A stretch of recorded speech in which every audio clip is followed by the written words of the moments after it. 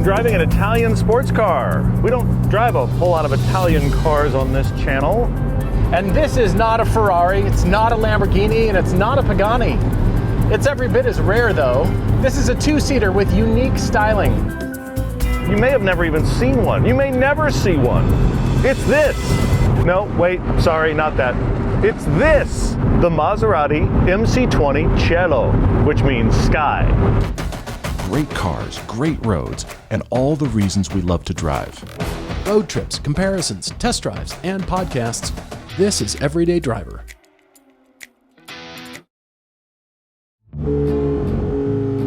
Maserati does not allow comparisons with any other manufacturer. But you know, that's not just a Maserati thing. Many car companies these days are not allowing comparisons with their actual competition. If you have $300,000, you're not going to be considering buying a Fiat 124. That's not the point.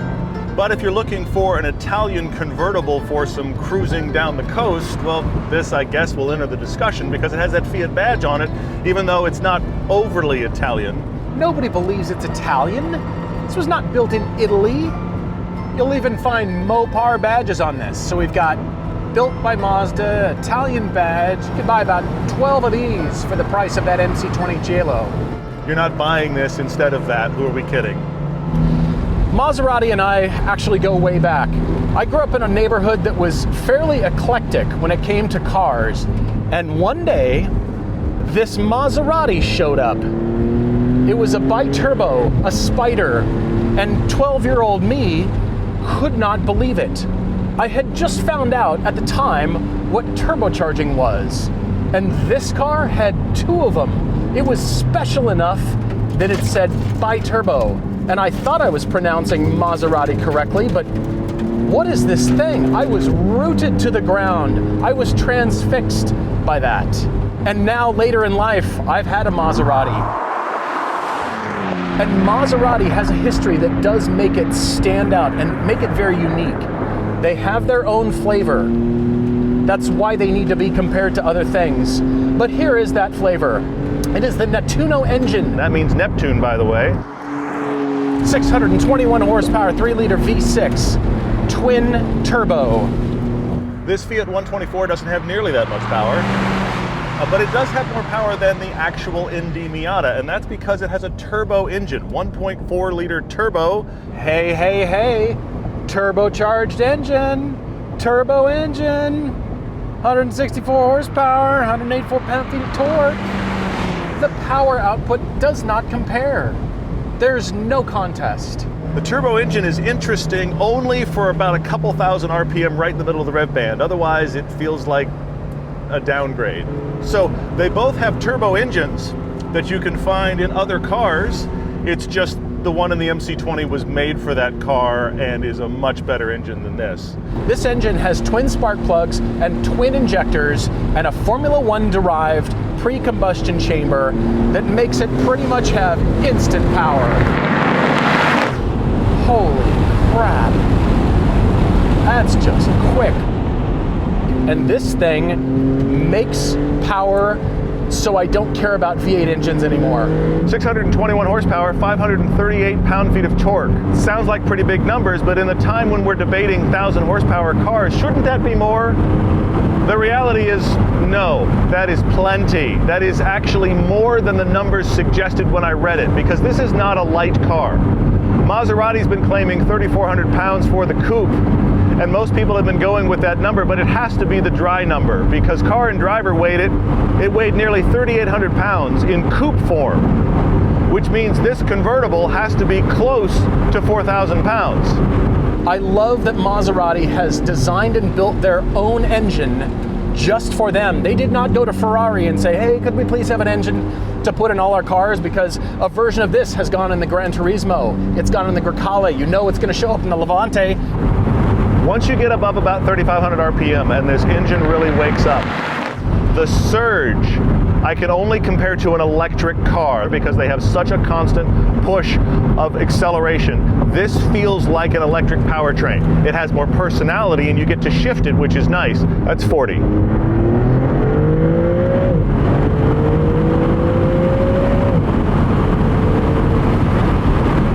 Now the numbers aren't profound. The 0 to 60 here is supposed to be about 3 seconds, which is competitive with a lot of the other cars in this segment. Even the McLaren Artura, which we drove recently, which was quite powerful and had similar numbers, didn't deliver the overwhelming, unrelenting shove that this car does.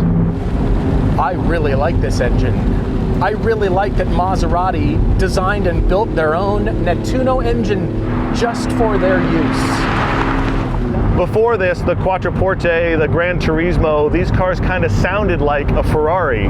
Doesn't sound anything like that anymore. And when you're running pretty low in the rev band, probably the area you'd use it if you were commuting or rolling through Monaco, it has a little bit of a diesel chug to it. You get up high in the rev band and it actually sounds better, but it doesn't have music. It just sounds like a powerful engine.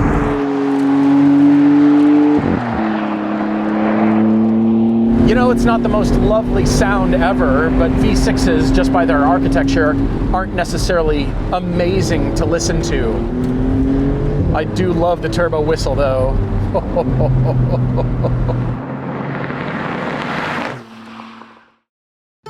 Everyday Driver is brought to you by Griot's Garage. Use the code DRIVER10 for 10% off your order. The 124 is a testament to light and simple. This is more than 1,000 pounds lighter than the MC20. More than 1,000 pounds. This does not have a dual clutch. This has an actual 6-speed manual. A gearbox that I get to use my left foot and my arm and actually be involved, which is very good.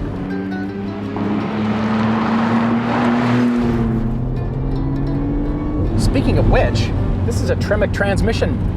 It shares its lineage with the same transmission in the C8 Stingray, but we're not comparing anything. That's because Maserati tunes it for this car.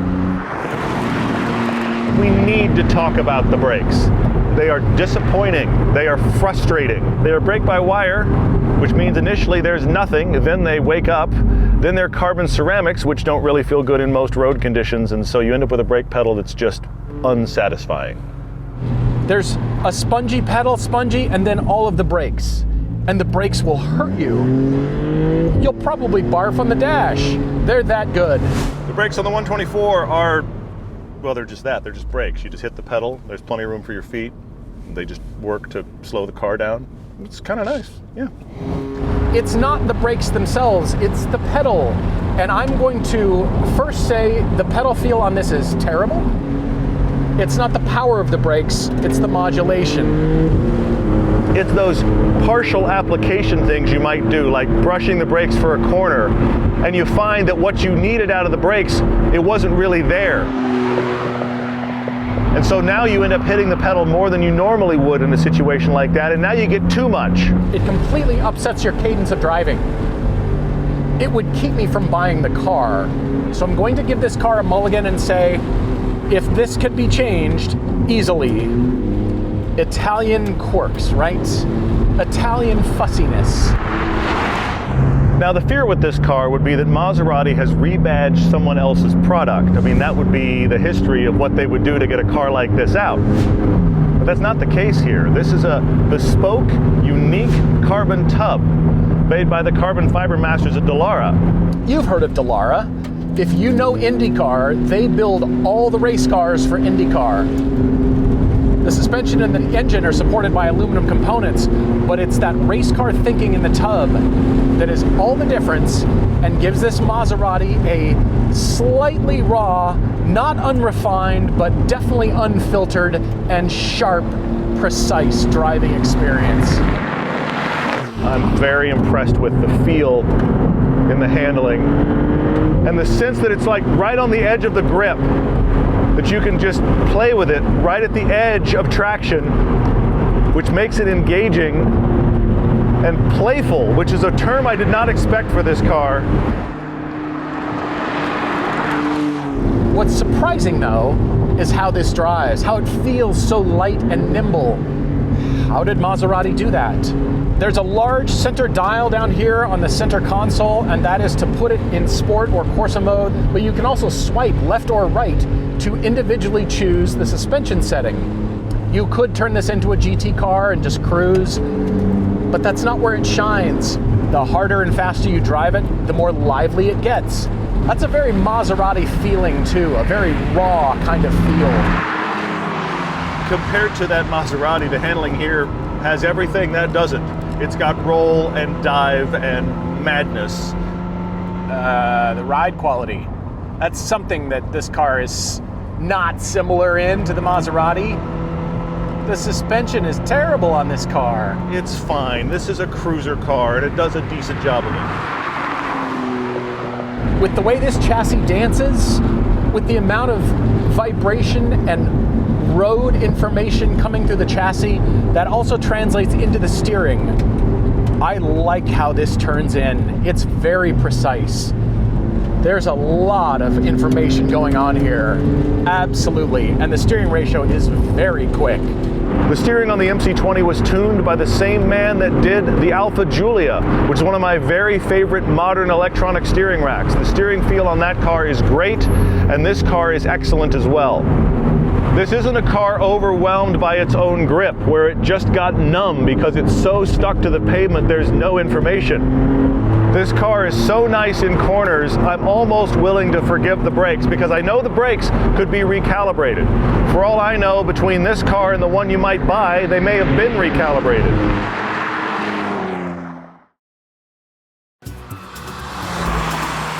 Open air motoring, that's the other thing. Open air motoring. Is it better than the Maserati? Yes, it's better, but convertible top and enjoyment of the sun. Check. So why am I driving the Cielo, the convertible that means sky? Why am I driving that with the top up? Because I want you to just listen. There's a lot of noise in here. It's a sports car. I don't mind noise in a sports car, but this is more than $250,000, well over $300,000 worth of hardtop convertible. And I cannot believe the level of road noise and tire noise that this delivers to the cabin. The engine, I don't mind hearing that. That's fine. But there's a lot of wind noise. So what you have to do is you have to slow down and open up the top and embrace the Cielo.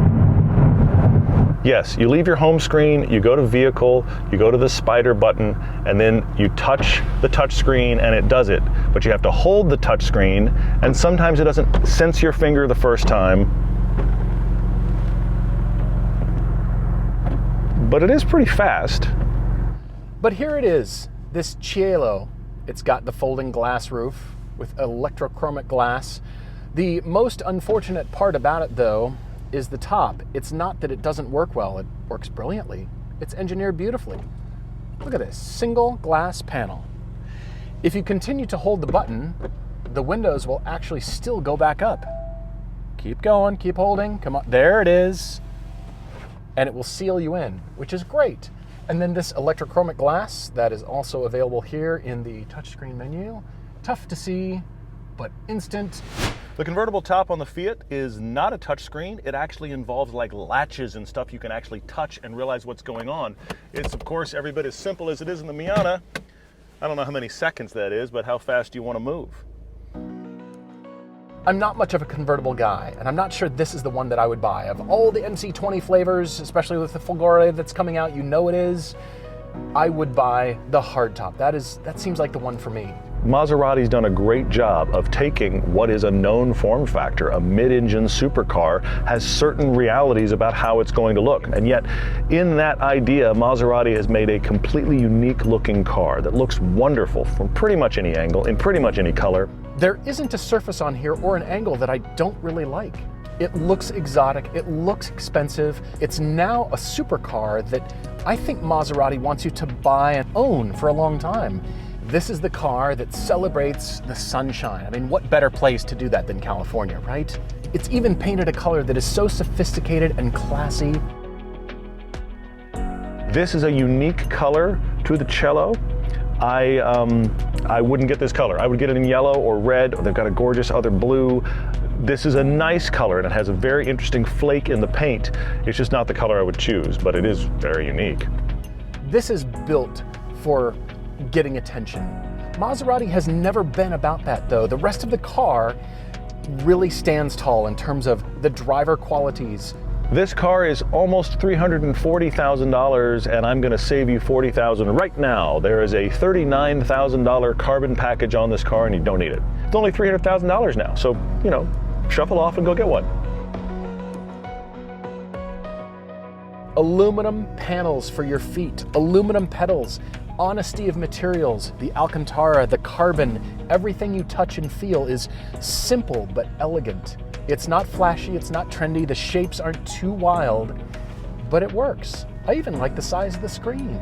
I wish all of the buttons on the screen actually worked the first time that I pushed them. It seems like the screen is continually having to wake up. I mean, sometimes they do, sometimes I have to push it twice or 3 times and I'm kind of waiting on the screen. Screens are inexpensive and they should just work.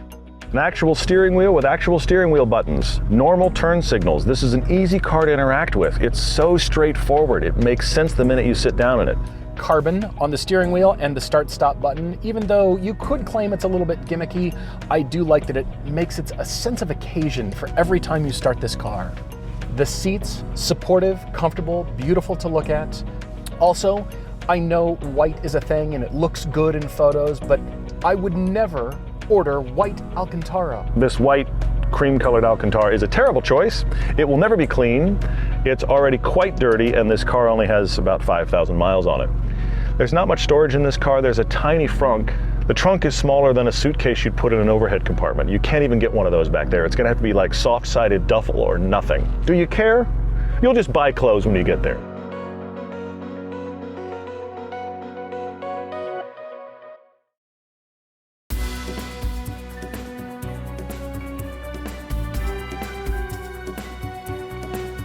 Have $300,000 to afford an MC20, you're not going to buy a Fiat 124. The only thing you can say is similar is that they're both Italian, ostensibly, and both cars are fun. There's just one car that's way more fun than the other. So I'm driving a $300,000, 600 horsepower, mid-engine Italian supercar. How do we make that relatable? How do we turn that into something that you can understand? Well, first off, that's why we brought the 124, because it's not a competitor in any possible way, but you can understand that car in relation to this one. It's just to point out the absurdity. If you're looking for an Italian sports car, technically this is an option. The cloth top, the 6-speed, the small construction, this is why this is so light. Granted, it has no technology really, and you're not going to impress anybody with it when you roll into your local Cars and Coffee. This does kind of work, but for the most part, it doesn't work at all. I hate to say this, but all of the good parts of this car are Mazda, and all of the questionable parts are the Italian bits. At this level, $339,000, almost $340,000. That's absurd kind of money. But you're spending it on a feeling, you're spending it on a quality of car and that feeling that you want to get out of driving. And Maserati, to me, stands differently. They stand apart from many other manufacturers. I like that Maserati has done this and that given it its own unique personality. This car has character. It does. We look for character in cars. We always look, especially in high-end sports cars. How does it drive? And what I like is this is hearkening back to the beginning of the show for me. And that is, whenever we drive a car, we want to cover up the badge and see if it's a good car. I think that's where the Maserati MC20 has really stuck out, is because it's a good car. You cover up the badge. Do you care if it's a Ferrari? Do you care if it's a Lamborghini? If you do, that means you're shopping for a badge. If you don't, that means you might consider an MC20. And if you want the convertible, the Cielo is now available. I mean, with these cars, if you're not going to drive them on track, if they're just going to be a fun car, I think that the hardtop Spider idea is wonderful. It's amazing to be able to get it. This is such a beautiful car. It's really cool to see it in convertible form, and actually that top is really fast. That surprised me how fast it is. Plus you can actually change it so you can just look up at the sky, the Cielo, without the top down, which is also very cool. I think they've done it really, really well with this. It's not perfect. There are things about it that annoy me. Sure. But I also have to say that everything, this is what's crazy, everything at this price point has quirks and is imperfect. $340,000 is what it'll take to buy this one. That's so much money. It's so much money. Sorry. It's a lot. but it's not the Prima Serie edition. It's not the first edition. It's still expensive. But look, as you said, if you don't get the carbon pack, if you get the hardtop, we can save you about 100 grand. That's true. And I That's will worth say, it. at 220, 240, this is a really compelling car. At 350, by the way, at 240, it's still wildly expensive. I'm not saying let's all just go run out and buy one. Yes, but, is the answer. you want to run out and buy one. Yes is the answer. Of course you do, yeah. Maserati. Now, being a former Quattroporte owner and a Maserati enthusiast, you might be able to say I'm a little biased, but this has a distinct flavor. It is very casual and elegant and Italian. Thank you for building a car that made me feel like I was 12 years old again when I first discovered that other bi-turbo Maserati. If you fix the brakes, make the interior cabin noise not quite as boomy and thudding, Maserati, I aspire to own this car. I'm impressed with what Maserati has done here. There's a few little things I don't love. I don't like the sound level. I don't like the brakes really very much at all. But when I get to drive it quickly, this is unique. It's its own thing. There's no feel that we tried to make an also-ran. And then the Cielo, oh, come on now. Drive it at Monaco slowly, then take it up a coast somewhere and drive it very, very fast. Spending your money for you. A lot of it. It's fun though.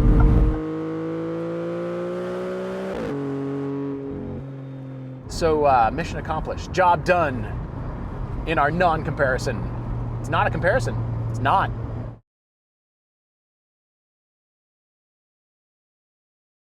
Our test car is equipped with Chinese tires called Lionhearts. It's sort of like the old crumbly eraser from the pencils of your childhood. That was Matt Farah going the other way. Matt and Zach are out here shooting today. We happen to stop at the exact same turnout for camera prep.